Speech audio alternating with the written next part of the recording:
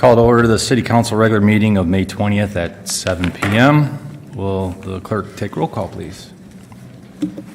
Councilmember Ganaga? Here. Councilmember O'Neill? Here. Councilmember Prey? Here. Councilmember Robbins? Here. Mayor Swift? Mayor Pro Tem Webb? Here. Councilmember Workman? Here. Tonight, the Pledge of Allegiance will be led by Councilmember. Oh, yeah, sorry. Yeah, let the record show that Mayor Swift is excused. And tonight, the Pledge of Allegiance will be led by Councilmember O'Neill and the invocation by Councilman Workman. Please rise. I pledge allegiance to the flag of the United States of America and to the republic for which it stands, one nation, under God, indivisible, with liberty and justice for all. Precious Lord, we thank you for our many blessings, and we ask that you might bless our elected officials in their decision-making matters to the best of our community. Amen. Amen. Tonight, there are no awards, presentations, or proclamations. Mr. Dobek, do you have any items for the council? Yes, Your Honor, we do. First up will be the Rec Department, Mr. Todd Dickman. Yes, thank you. I just wanted to let everyone know about a few things. First of all, this coming Monday on the 27th is Memorial Day, and again, the American Legion Post 389 in the city of Riverview are getting together for our Memorial Day service to honor those that were fallen in service, and that will be at the memorial behind the library in Young Patriots Park at 11 a.m. on Monday. Also, just want to let people know that our summer program registration is up and running. We have many different programs from space and science programs, sports, arts and crafts, acting, different things. There's a lot of different programs for people to look through that they can sign up for in camp-style programs for this summer, so please do that. And we are less than a month away from Summerfest. So Summerfest is June 13th through the 15th. So just wanted to make sure everyone knows that date and get it on their calendars. We'll have our carnival, we'll have our concerts with Summerfest, and beer tent being presented by the American Legion. And I do want to say thank you to our two larger sponsors of Summerfest, although there are many, but our two largest are Green Acres and Bose. Thank you. Thank you. Hey, fish stocking. The fish stocking. The fish? The stocking? Oh, this past week we did do some stocking of our pond with some more fish. So hopefully we will have some more good fishing in the pond in a couple of years. It might take a little bit for those fish to get a little bit bigger, but we are trying to get it out there for people to enjoy fishing in our pond. Thank you, Todd. Mr. Mike Kettler with the Riverview Highlands. Yeah, just a reminder that we have our drive, chip, and putt competition. This is a free event for kids.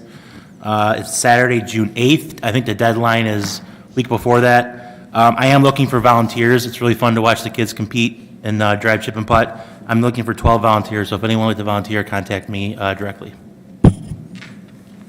That's it, Your Honor. All right, thank you. 5-1, approve the minutes of the May 6th regular meeting and the May 13th, 2024 special meeting and the condensed versions for publication by the city clerk. What's the council's pleasure? So moved. Support. Motion by Councilman O'Neill, supported by Councilman, was that Robbins? Any discussion? Roll call, please. Councilmember O'Neill? Yes. Councilmember Prey? Yes. Councilmember Robbins? Yes. Mayor Pro Tem Webb? Yes. Councilmember Workman? Yes. Councilmember Ganaga? Yes. 6-1, tonight, the council is conducting a public hearing on the proposed 2024-25 annual operating budget and supporting tax rates for the city of Riverview. The community impact and background is stated as follows. The proposed fiscal year 2024-25 operating budget and supporting tax rates were presented to the city council by the city manager on April 1st, 2024. The City Council met in study sessions on April 29th, 2024 and April 30th, 2024 to review the proposed budget. The proposed budget book has been available in the City Clerk's office, the public library, and the city's website for interested parties to review. No city council action is requested with the exception of noting public and written comments. Budget adoption and the supported tax rate adoption for fiscal year 2024-25 is scheduled for the June 3rd, 24 city council meeting. The public hearing also incorporates the public notification requirements for the adoption of supporting tax levies related to the annual budget process. City Council is requested to conduct a public hearing tonight for the purpose of considering the 2024-25 annual budget and supporting tax rate for the city of Riverview. Before we have that, we do have a presentation by our finance director. Please, Ann, go ahead. Oh, go, podium's on. Go ahead, sorry. I'm just going to do a quick budget Micro- presentation. Put the microphone more closer towards you. There we go, thank you. Just going to do a real quick budget presentation, mostly just to cover general fund. The importance of passing that 2 mills has a dramatic impact on the budget. So we're just going to, like I said, the budget was as Pro Tem Mayor had just discussed. A lot of work has gone into this budget. It's been reviewed several times by management, by council, by manager. And so what we have before you is just, like I said, more just talking in general. The budget is 187 pages, so it is a lot of material, and obviously I'm not going to go through all that. It's been available to review, so just a couple slides for us this evening. We talk about when we developed the budget, and I had talked about it a lot in the beginning, that really we start out with our tax base. So our tax base, to calculate the taxes of the city, we basically take our taxable value times our millage rate. And that is what we get every year to operate on. And we had talked about Proposal A and what has happened to the taxes, and I think it's really important to put this slide out there to let you know the history in the last several years of what happened. So in 2007, our taxable value was at $387. Prior to that, it continued to go up every year. So no one was ever expecting this to happen. So as of 2007, 2008, you can see it started to fall.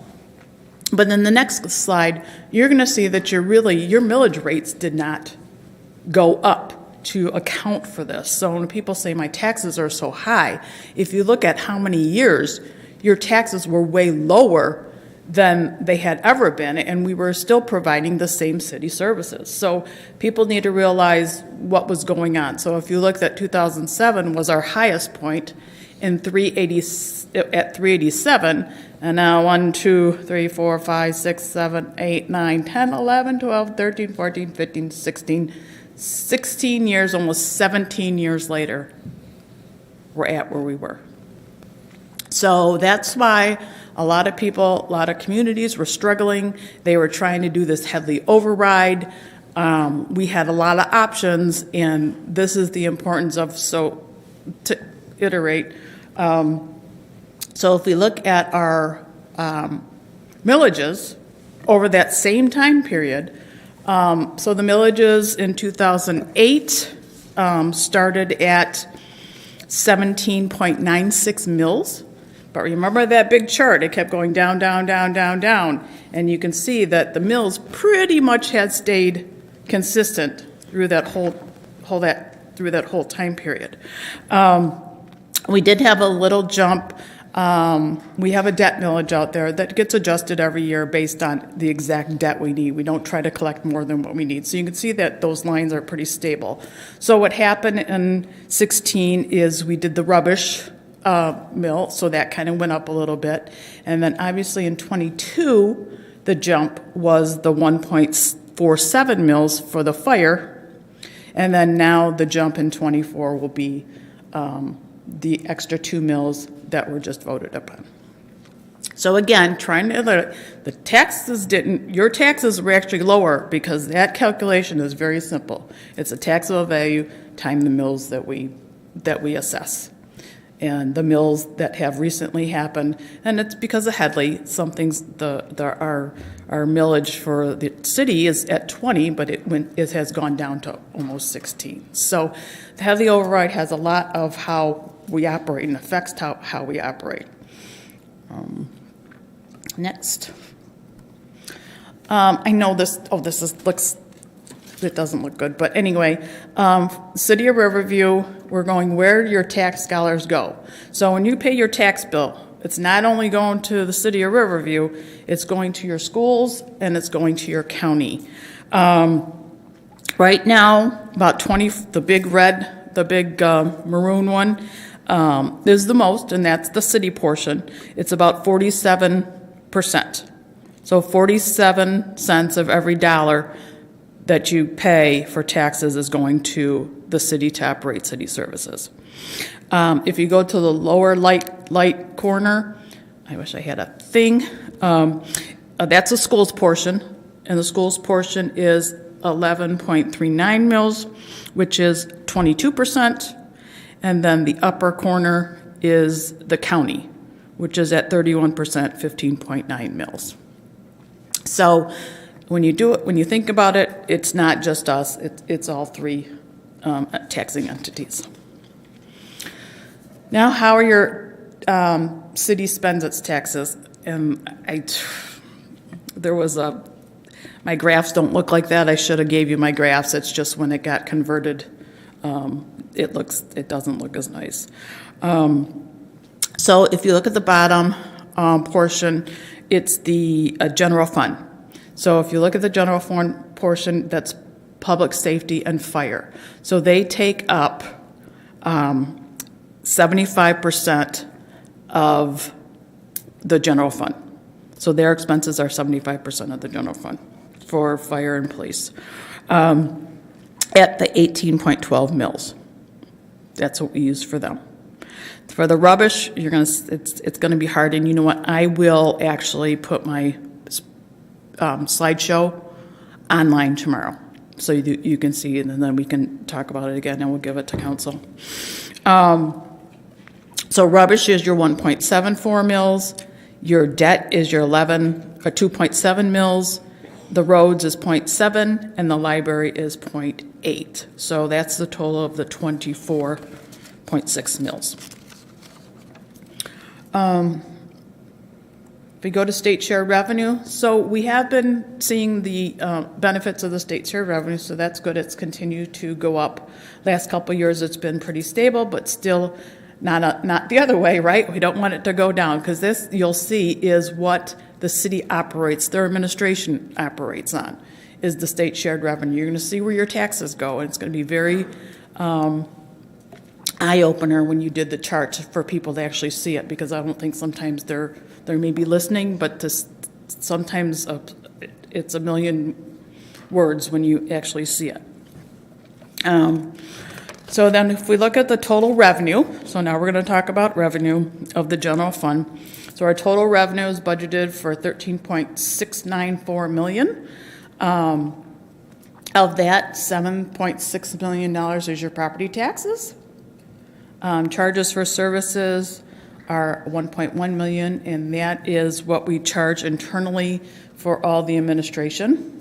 Then we have interest income of $625, recreation of $242, state shared revenue of $1.8. We already showed you that. A little bit of federal revenue, and then we have charges for services and transfers out. Charges for services is most of it is for revenue is our ambulance services, and that's about 800 of that 908.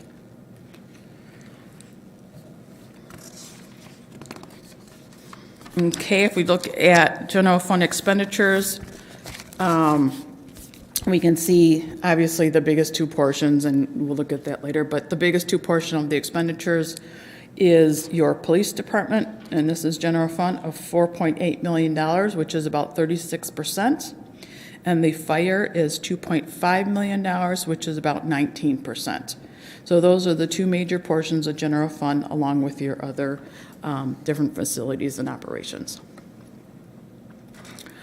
Finally, or not finally, but one of the final graphs is this graph, which is comparing the police and fire operational cost to the taxes collected. So when people say you're not giving them all the taxes, we are giving them more than all the taxes we collect for general fund. and for public safety. So the blue is the police, the fire is the red, and that line is the property taxes we collect. So when people say we're not giving it to them, we are giving them more than 100%.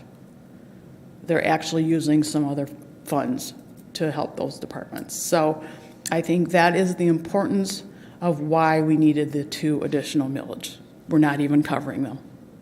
So they've been bleeding, and that's why we were, doing those transfers in to from the land preserve, because we needed the money to take care of police and fire for the most of it.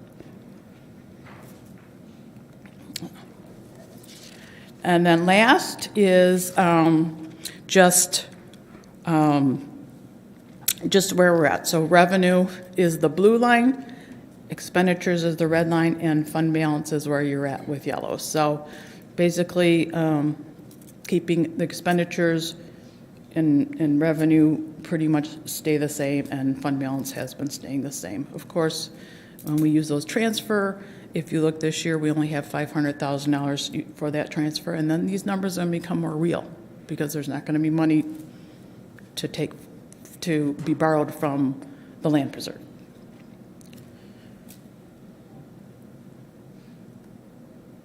And that's the end of my presentation. Thank you, Ann.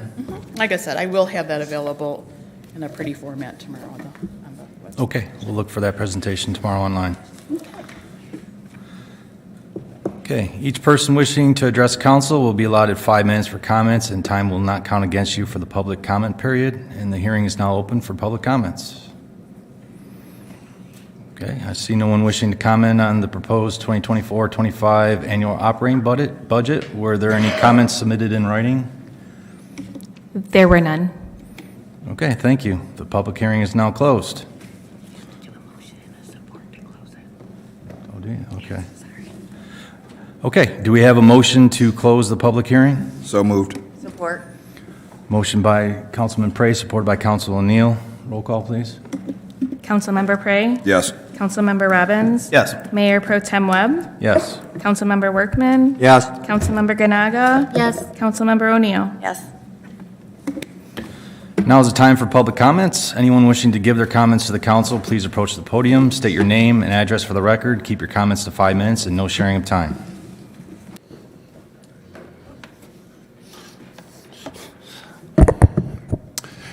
Good evening, everyone. My name is Ed Moss. I live at 18207 Belade. I wanted to follow up, and I was hoping Mayor Swift would be here, but he can catch up with what I was going to say. This was going to be the reminder where I told everybody once again about the Riverview Safety Initiative Program, and I believe all of you, except for you, Councilmember Prey, were not here. So I will summarize, and then I will go forward a little bit with some new information. I started the Riverview Safety Initiative Program in February to fill in the gap fill in any gaps between what the council and the city doesn't cover and what the police department doesn't cover. And I could go into detail, but I think there's one thing that happened that just fundamentally illustrates this.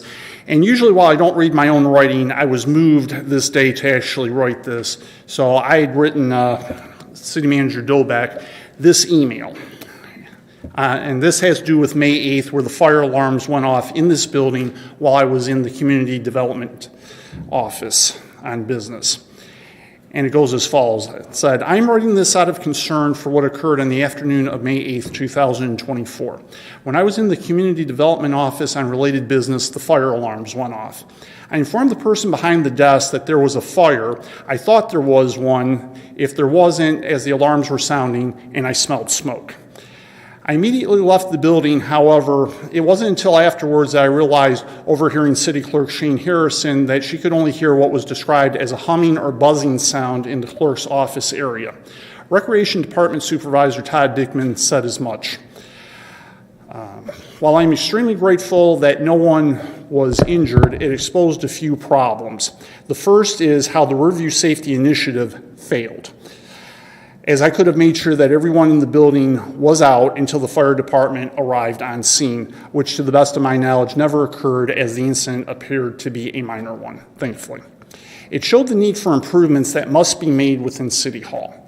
The first improvement is to have adequate sounding alarms, And eventually, when the city is in better financial shape, flashing lights or the equivalent is that could trigger a seizure with anybody who has epilepsy to alert them so they can get out of the building safely.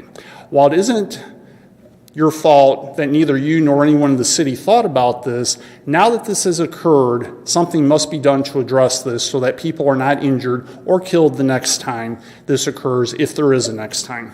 In addition, it would be a good idea if there were regular fire and tornado drills as well. Even an earthquake drill would be in order. While nothing can change what happened, what can change is the city's vigilance and recognition in addressing what is a chink in the armor of City Hall and correcting it. I certainly plan on learning and improving from this, and it's my sincerest hope that the city will too. Whatever assistance that RCIP can provide, we will. Thank you. And that was signed by me. And I think it's important because that just illustrates you never know when an emergency is going to come up. And while I can't do anything to change the past, I can certainly do something to change it in the present and in the future should this ever happen again. And regardless of my having RCIP, there's just no excuse for that kind of failure because you don't get to fail when it comes to people's lives. So with that having been said, that's why I was motivated to write that. And this is exactly what RCIP is all about. It is not about politics, and it's not about whatever else people may think and the like that it is. But this is what it's going to be about. It's going to be about safety, and in future meetings I will have some education, especially during the summer, and I would say probably around a certain holiday where there are fireworks and that for everybody. So I will leave it at that for now, but I'll leave you with this. Whether you're sipping your beer, sipping your bourbon, or sipping your margaritas, know that RCIP is on the job, and it's going to keep people safe. Thank you. Thank you, Mr. Moss.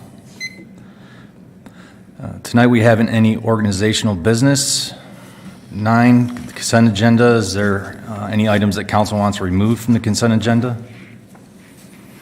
I hear none. 9.1, authorize execution of addendum extending agreement for MDR Landfill Services LLC for seeding and mulching at the Land Preserve. The community impact background is stated as follows. On May 17, 2021, City Council awarded the bid for seeding and mulching to MDR Landfill Services LLC for a 3-year term. MDR Landfill Services LLC has requested a new 3-year agreement in a letter dated May 3, 2024 to extend with no increase in pricing for the duration expiring 5/16/2027. City Council is requested to authorize the execution of the addendum with MDR Landfill Services LLC to extend seeding and mulching for a 3-year period. 9.2, authorize solicitation to bid for new golf cars. The community impact and background is stated as follows. The golf course is in the last year of the agreement with the current golf cars. It is recommended to have new golf cars on order by the end of August 2024 in order to receive them by April 2024. The warranty is up on the current cars, and they are in need of repairs to batteries and other parts due to normal wear and tear. The Golf Course Committee approved the bid at the February 5th, 2024 meeting. If the golf course buys out the current fleet of cars and trades them in, it will reduce the cost of the cars. The City Council is requested to authorize solicitation to bid for new golf cars for the 2025 season. What's council's pleasure? So moved. Support. Motion by Council Member Ganaga, supported by Councilman Robbins. Any discussion? Discussion. Councilman Prey? I don't mean to go off topic. I just had a quick question for Jeff. During the study session when we discussed the solicitation for the new golf cars, someone made a comment about damage to some of the golf carts. I talked to a couple of the council members. I just had a quick question, not so much as solicitation, is when we actually have patrons who damage the golf carts, what is our recourse in that? Do we actually go after these people or anything like that? Through the chair, yes, Councilman Perret, we do go after or look for payment from any individual that wrecks our golf carts. If we don't get it right away, then we get the police involved, and they'll help with making calls. We do record their name, phone number.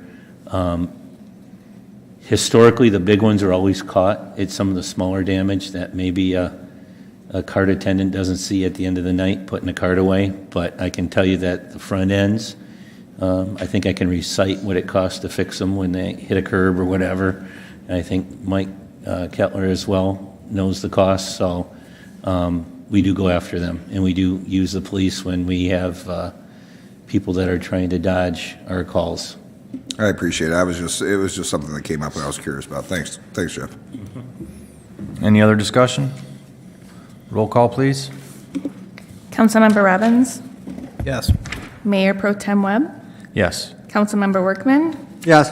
Councilmember Ganaga? Yes. Councilmember O'Neill? Yes. Councilmember Prey? Yes.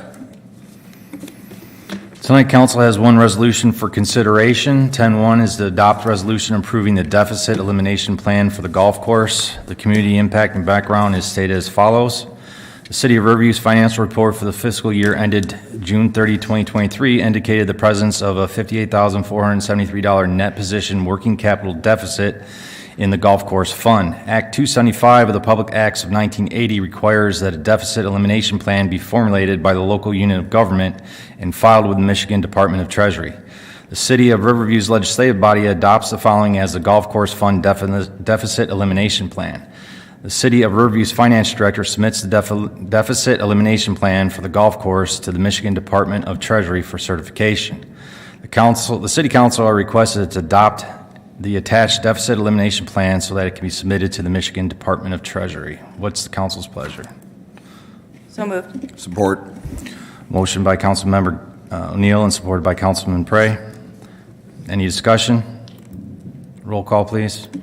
Mayor Pro Tem Webb? Yes. Councilmember Workman? Yes. Councilmember Ganaga? Yes. Councilmember O'Neill? Yes. Councilmember Prey? Yes. Councilmember Robbins? Yes. Tonight, we have nothing in administration, and there are no ordinances before council. Is there any other business from council this evening? Mr. Pro Tem Mayor? Yes. Councilman Prey. Yeah, I'd like to propose a couple of motions.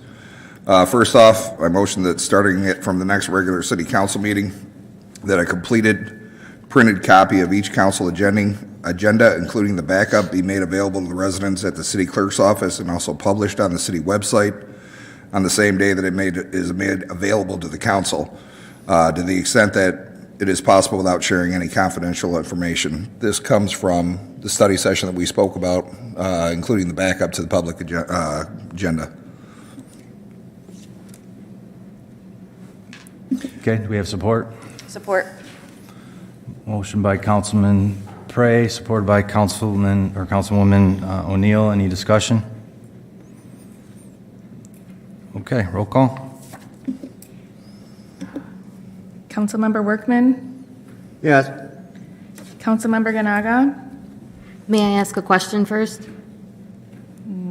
Yeah. Did- We are. We are, We already started with the roll call. We had the discussion opened first. Yes. Councilmember O'Neill? Yes. Councilmember Prey? Yes. Councilmember Robbins? Yes. Mayor Pro Tem Webb? Yes. Is there any other business? Yes, sir. I'd also Prey? like to, I have a quick statement. I'd like to thank Mr. Workman, Councilman Workman, for helping me with this. Many of us attended the town hall meeting with Debbie Dingle and heard about the extensive work that has been done by both federal and state officials to ensure that the Arkema site receives the appropriate level of attention to prevent any harm for the environment and to any of our residents. There are still those of us, including myself, that have deep-seated concerns.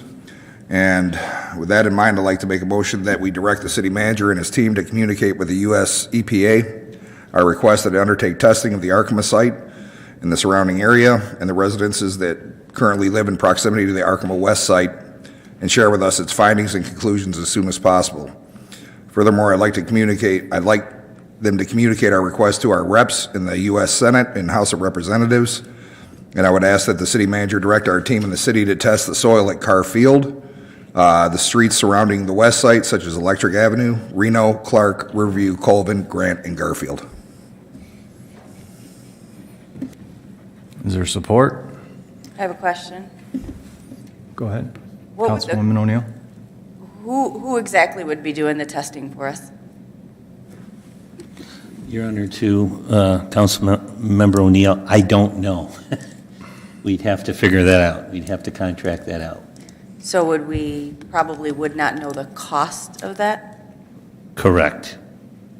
Is the landfill, Kevin, sorry, able to do So, the testing? so the soil is tested at the landfill by our engineers. They collect it and send it out to a lab. So we would have to figure out who's going to grab the soil from our city properties and then find out what we're testing for. We'd need to know what we're testing for, and then the charges would be applied to what we're testing for. So it's not something we can just send the landfill or No. engineers over to test the site? It could be a high cost? I'm not You have no sure. idea. Well, I guess my first question would be is what do we plan on testing for? I can answer that question. We will be testing for, and excuse me because I'm going to butcher these words, benzoapyrene, dioxin, furan compounds, chloroform, chlorinated, and this is the one I cannot pronounce, naphthalene, and halowax. I've also sent this list to Kevin.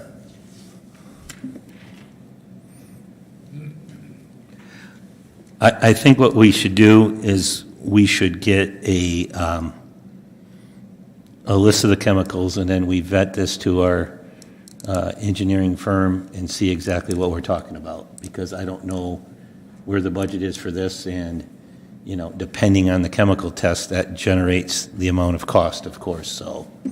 I'm willing to modify my motion and leave it to the EPA for the time being.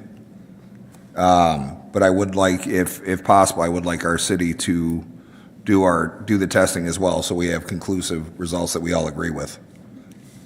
Your Honor, Councilman Workman?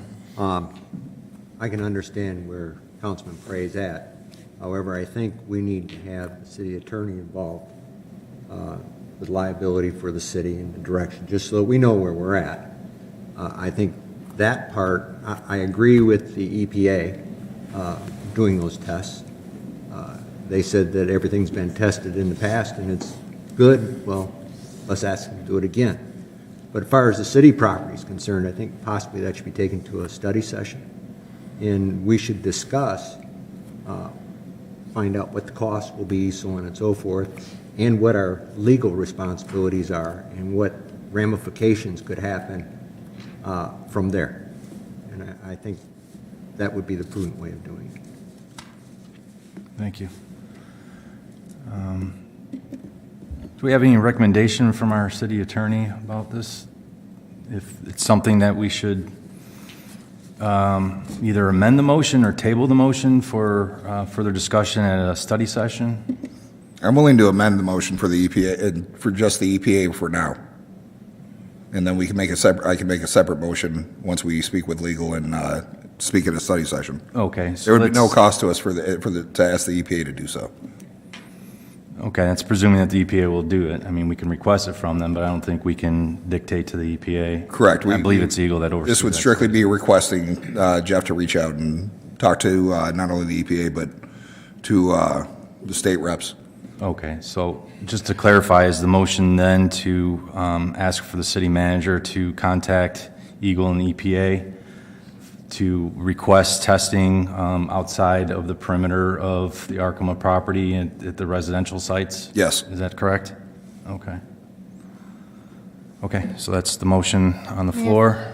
May I ask a question? Discussion, go ahead, Councilwoman. Ganaga. How often would this testing be done? Is it just a one-time? Is this once a year, twice a year?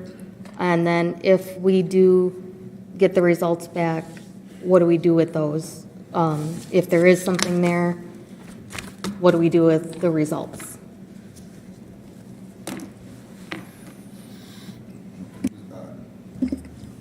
Through your chair, Mr. Webb. Councilman Prey? So I think the first step is actually getting the results. I think it would be a great relief to the residents to find out that there's not chemicals, and if there are, God forbid, then we take it from there. I think it's extremely important that these residents find out what's in that surrounding property. It's my understanding that there was an agreement prior, from years ago, that this area be tested and wasn't. So I'd like them to live up to their end of the bargain and do the testing. Now, speaking with Scott Ireland from the EPA, I understand that one of the things that they basically said that the drainage in that area runs from north to south and not east to west. And basically they said, okay, well, that means that it couldn't have made it that far. Well, improbable and impossible are two different things. And they continued to say improbable. Well, let's be sure. To answer your question? No? No, how often would we be requesting that they do the testing? I And apologize. then what do we as a city do with the results when we get them? Do we then reach out to a third party? Do we expect the EPA to do something about it? What is our next action when we do get results? As far as the regular testing, I would say, honestly, I'd just like it done at least the one time. Councilman Workman, if you can suggest anything, any action on this, I'd appreciate it. But as far as I'm concerned, I'd like just to see the initial testing that they promised to be done. Your Honor, Councilman Workman? some of our residents, at least one of our residents, has made some statements of how poisoned everybody on the east side of Ford Street is, and I've heard some concern from some of my neighbors about what was said, and I said, to the best of my knowledge, it's not correct. I think the first thing we need to do is find out if that is correct. And then if it's correct, then I think we need to meet and discuss what direction we're going to go in, whether we're going to test more, we're not going to test more. Are we going to file some sort of lawsuit? What are we going to do at that time? But until we find out that if it is, in fact, leaching out of the site, then we're kind of just, we don't know. So I think we need to request from them, and hopefully we'll get some support from the politicians that will say, yeah, we're going to go forward with this. And then we look at the results. Mr. Webb, my concern is, and I know there's a lot of concern about, okay, what do we do when we get the results? What if the results show something? I think the biggest concern is, what if we continue not to test and there is something? That's my entire point. If we do not test something and it's there, then we have a lot bigger problem than worrying about what the next step is. So I believe the first step is, you know what, let's give some relief to these residents who believe there are chemicals in that property. Let's test to see if anything did leach out. And if it did, then we decide our next course of action. But we got to have the results first. We can't just continue to ignore this and not worry about the residents having this issue. You know, if there's something there, we should find out what. If there's not, okay, great. We don't have to worry about it again. I'd like to add, I can imagine now that the Arkema committee is in the process of forming, that maybe this is something that committee could be the lead on overseeing and making sure, the results are taken into consideration for that committee, and maybe what kind of action plans could be then, brought forward to the council for consideration. That's just a thought of mine, since we're in the process of forming that committee. Anything from your side, Mr. Hurley? Thank you, Mayor. I would think that to answer Councilwoman Granada's question about results, the results will dictate what the next step would be. If the EPA tests and doesn't find anything, then great, But if they do, they have protocol. They'll know what the next step should be and how often the testing should be from there, and whether they're going to require remediation or not. So I think that would be self-evident at that point. Okay, thank you. So we need to let the EPA, we need to reach out to them first, is what? Yeah, that's what I mean. Yeah, so, okay.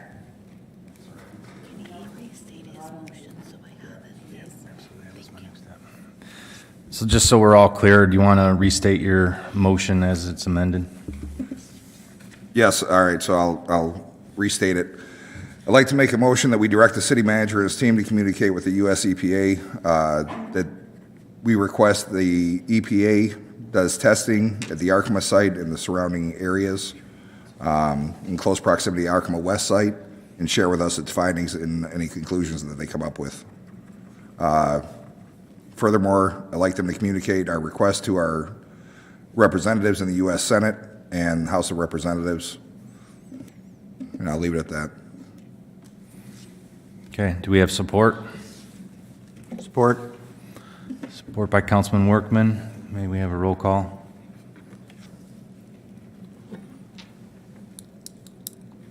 My apologies. Councilmember Ganaga? Yes. Councilmember O'Neill? Yes. Councilmember Prey? Yes. Councilmember Robbins? Yes. Mayor Pro Tem Webb? Yes. Councilmember Workman? Yes.